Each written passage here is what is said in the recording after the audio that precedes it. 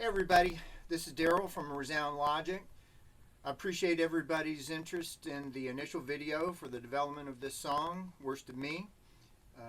Definitely grateful for all of your comments as well as your encouragement. Now I will tell you that one disadvantage I discovered after reviewing the video was that you have to see me. And for all of you Seinfeld fans, I'm hideous! Look away! Look away! Yeah, so there's that.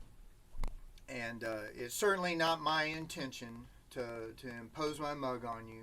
I just thought that this would be a really personal way to share how God leads me in the development of a song. And that's where I want the emphasis to be. I want it to be on him, and I want it to be on this song. And I just thought it might be cool to video document what happened. So for all of you that want to hang on for the ride, thank you for tolerating this.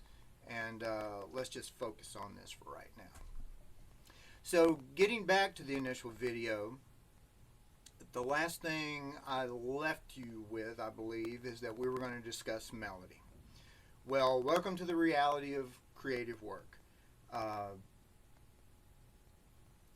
Certainly there has to be structure when you're developing a song, just like we laid out the form for the song with the intro and the verses and the chorus and such.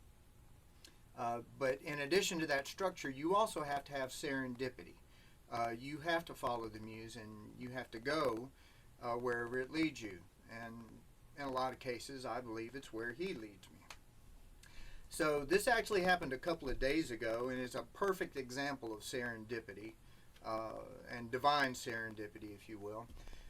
But I just decided a couple of days ago that after I had mixed down the first audio mix with the acoustics and the drum loop, that the mix definitely needed some low end to give me better perspective on where to go with the song harmonically.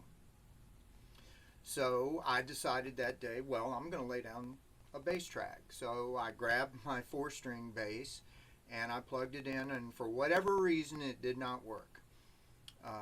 Tried everything, couldn't get it to work. Don't want to belabor that point. It's working now, and thank you for all of the help getting me there. But the bottom line was at the time I didn't have a bass, so I had to pull out the keyboard and plug it in, and I had to develop the bass part using MIDI and fleshing out the parts.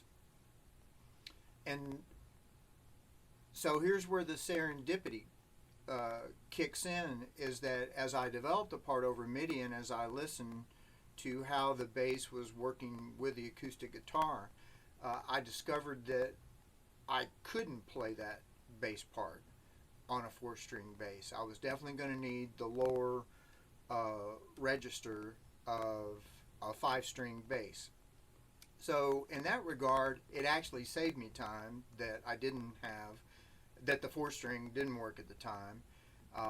And of course, it's also serendipitous that we have a really cool guy in our church, Stephen Belk, who has a 5-string bass and graciously lent me this one to lay down the bass track. So another disadvantage of these videos is that I tend to talk too much and don't spend too much time on the music. So I just wanted to lay that out for you and get to the music as quickly as possible. So we're just going to lay down a bass track and see how that works with the acoustics. So again, thanks for being here. Thanks for hanging on with me on this ride, and let's see what happens.